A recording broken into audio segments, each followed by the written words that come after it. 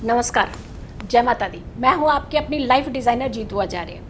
आप सभी को बहुत बहुत शुभकामनाएं हैं रक्षाबंधन की। रक्षाबंधन का त्यौहार आते ही सब बहनों की एक्साइटमेंट बहुत ज़्यादा बढ़ जाती है, भाइयों की एक्साइटमेंट भी बहुत बढ़ जाती है। यानी ये वो समय होता है जो आपके बचपन की यादें ताज़ा करने का समय होता है। जो पल आप लोगों ने अपने साथ बिताए होते हैं वो समय को रिकॉल करने की ज़रूरत होती है। और जो छोटे छोटे भाई बहन होते हैं उनके अंदर तो एक्साइटमेंट अलग ही देखने को बनती है।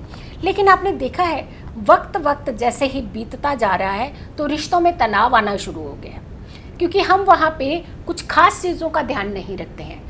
जैसे रक्षाबंधन की बात आती है तो वहाँ खास समय का ध्यान रखा जाता है कि किस समय कौन शुभ घड़ी है ऐसी जब हमें अपने भैया के हाथ पर रक्षा बांधनी चाहिए, यानी रक्षा सूत्र बांधना चाहिए। ये कौन सा ऐसा पावन समय होता है जहां अगर आप एक सिर्फ मात्र रक्षा सूत्र ही बांधते हैं और आपके ग्रह बहुत अच्छे बलवान होना शुरू हो जाते हैं। ये कौन सी ऐसी घड़ियां होती हैं? इसके पीछे बड़ी महत्वता है। समय का खास करके ध्यान रखना है कि कब हमने अपने भैया की कलाई के ऊपर रक्षा सूत्र बांधना है। 22 अगस्त को रक्षाबंधन का त्यौहार है, बहुत ही धूमधाम से मनाना है, लेकिन अपनी सुरक्षा और सामने वाले की सुरक्षा को नज़र में रखते हुए ही आपने इस त्यौहार को बनाना है। क्योंकि ये त्यौहार आपने खुशियाँ बांटनी है, खुशियाँ अपने घर लानी है, लेकिन ना तो दूसरों को तकलीफ़ होनी चाहिए ना स्वयं को तकलीफ़ होनी है, तभी ये त्यौहार की वैल्यू जो होती है वो बढ़ती है। 22 अगस्त की बात करते हैं तो सुबह 6:15 से शाम के 5:31 तक का समय बहुत अच्छा है वैसे। लेकिन उसके अंदर भी कुछ ऐसे समय हैं जब रक्षा सूत्र बांधने का टाइम है। वो है दोपहर को 1:48 यानी 1:48 आफ्टरनून से लेकर के इवनिंग के 4 PM यानी 4:24 तक, 4:24 तक का जो समय है, इस बीच ही आपने अपने भैया की कलाई के ऊपर रक्षा सूत्र बांधना है। क्योंकि मुहूर्त हम इसीलिए बता रहे हैं क्योंकि मुहूर्त सबसे पहले आप तक पहुंचना चाहिए। मुहूर्त पता होगा तो आप उसी हिसाब से अपनी सारी प्लानिंग करेंगे, क्योंकि ये प्लानिंग ही तो है जो आपका बहुत ज़्यादा एक्साइटमेंट बढ़ाती है। तैयार होना, अच्छे कपड़े पहनना, भैया के घर में जाना या भैया का आना, या फिर भैया आपके दूर भी हैं तो वीडियो कॉल से बात करना। अब आती है बात कि हम लंबी उम्र की कामना करते हैं भाइयों के लिए, लेकिन भाई भी साइमल्टेनियसली बहनों की लंबी उम्र की कामना करते हैं। हम भाइयों की सुख सुविधाओं की कामना करते हैं और भाई भी तो आपकी सुख सुविधाओं की कामना करते हैं। हमने दूसरी वीडियो निकाली है, उस वीडियो में आप ये ज़रूर देखिएगा कि हम बहुत सारी लग्जरीज के ऊपर विश्वास करते हैं। हमें लगता है कि हमें ये गिफ्ट मिल जाए, वो गिफ्ट मिल जाए, लेकिन कई बार कुछ गिफ्ट आपके खतरनाक साबित हो सकते हैं। कुछ गिफ्ट आपको ज़्यादा परेशानी की तरफ ले।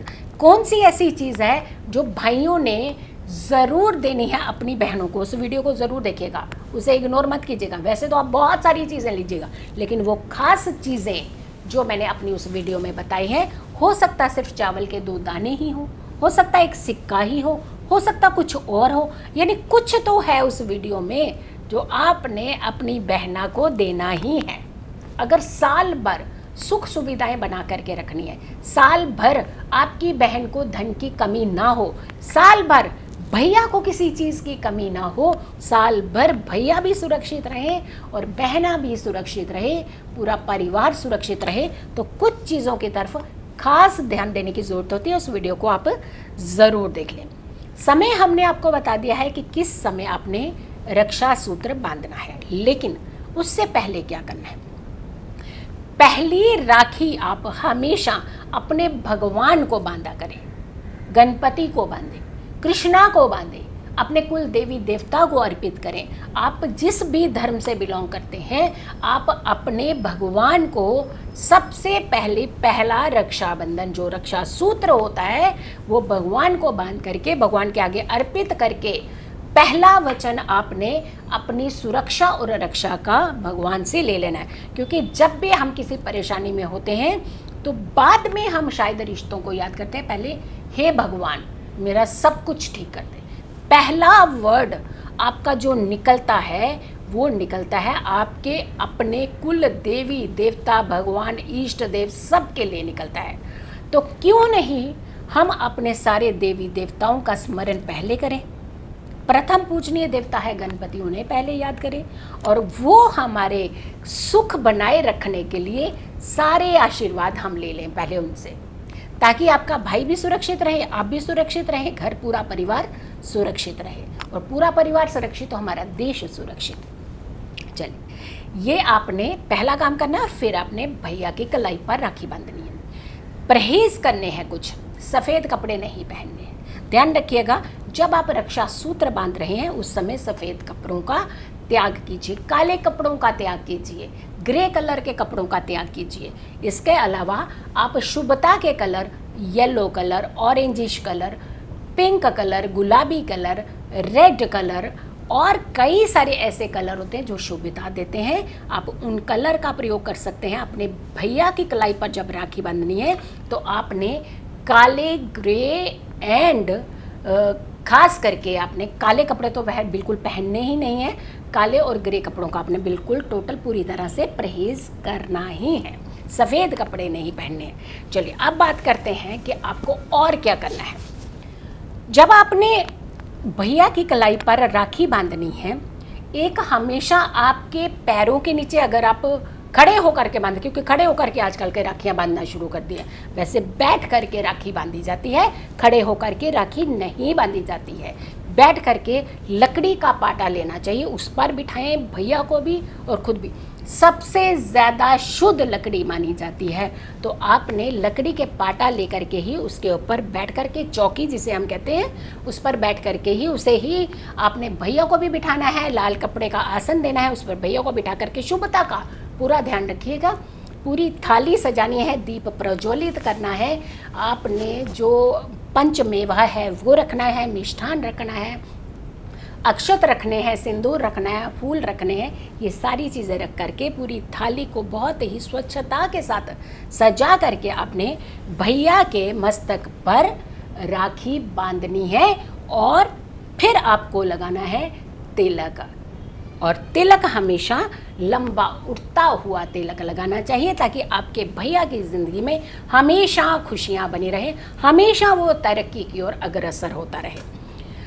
ये बांधी आपने भैया को राखी। आरती उतारनी चाहिए, आशीर्वाद देना चाहिए, आशीर्वाद लेना चाहिए, क्योंकि यही एक ऐसा समय होता है जहाँ हम एक दूसरे के आशीर्वाद से अपने जीवन को बहुत ही सुखमय बना सकते हैं। वेस्टर्न चलन आया है, सर नहीं ढकना है, सर ढक कर के ही एक आदर देना होता है। किसी भी रिचुअल को एक आदर दिया जाता है, एक रिस्पेक्ट दी जाती है। तो सर ढक कर के ही, भैया का भी सर ढका होना चाहिए और आपका भी सर ढका होना चाहिए जब आप ये रक्षा सूत्र अपने भैया की कलाई पर बांधते हैं। अब आती है बात कि आपने ये सारी चीज़ें कर दी, उसके बाद जब कुछ गिफ्ट लेने की बारी आती है, सम्मान की बारी आती है, तो वहाँ आपकी डील स्टार्ट होती है। देखिए, शुभता की जगह डील में नहीं हो सकती। रिश्तों के अंदर प्यार बनाए रखना है, रिश्तों के अंदर एक जान बनाए रखना है, रिश्तों के अंदर एक खिंचाव बनाए रखना है और रिश्तों के अंदर एक खुशनुमा माहौल बनाए रखना है। तो उसके लिए कुछ शुभ चीज़ें होती हैं जो ज़रूर अपने भैया से लेनी होती हैं। वो है मेरी दूसरी वीडियो में। उस वीडियो के अंदर एक एक चीज़ मैंने बताई हुई है कि आपने अपने भैया से कुछ खास चीज़ कौन सी है जो आपको लेनी ही है रक्षाबंधन के दिन। ये बंधन वो वाला बंधन नहीं है, ये बंधन प्यार से बांधने का बंधन है, ये बंधन रिश्तों को जोड़े रखने का बंधन है। और इस बंधन को बनाए रखना है तो आपने कुछ खास चीज़ें, जैसे कटी हुई चीज़ें, काटने वाली चीज़ें होती हैं, वो नहीं लेनी है। काली चीज़ें नहीं लेनी है गिफ्ट में, ये ध्यान रखिए। कोई भी चीज़ लेने, काली इलेक्ट्रॉनिक सामान उस दिन नहीं लेना चाहिए। काटने वाली चीज़ें तो हमने आपको बता दिया, काली चीज़ें नहीं लेनी है, इलेक्ट्रॉनिक का सामान नहीं लेना है। लेकिन साथ के साथ एक चीज़ जो है वो बहुत ज़रूरी है लेना, वो है दूसरी वीडियो में कि क्या देना है आपने अपनी बहनों को और क्या लेना है आपने अपने भैया से इस खास करके पावन दिन के दिन। ये दिन को यादगार बनाना है, इस दिन को बहुत खुशनुमा बनाना। तो 2 चीज़ों का खास करके ध्यान रखने की ज़रूरत है। एक, पहला कि आपने समय का खास करके ध्यान रखना, उसी समय के बीच में ही आपने अपने भैया को राखी बांधनी है। क्योंकि क्या होता है कि वो दूर हैं, हम दूर से आएंगे, वो दूर जाना पड़ेगा। पहले मैनेजमेंट कीजिए, और अगर आपको लगता है कि वो समय टल जा रहा है किसी वजह से, तो सीधा सबसे पहले उस समय के बीच में वो राखी निकाल करके आप भगवान के मंदिर में ये स्मरण करते हुए रखिए कि ये मेरे भैया का रक्षा कवच है, जब वह आएंगे वो मैं बांध दूंगी उनको।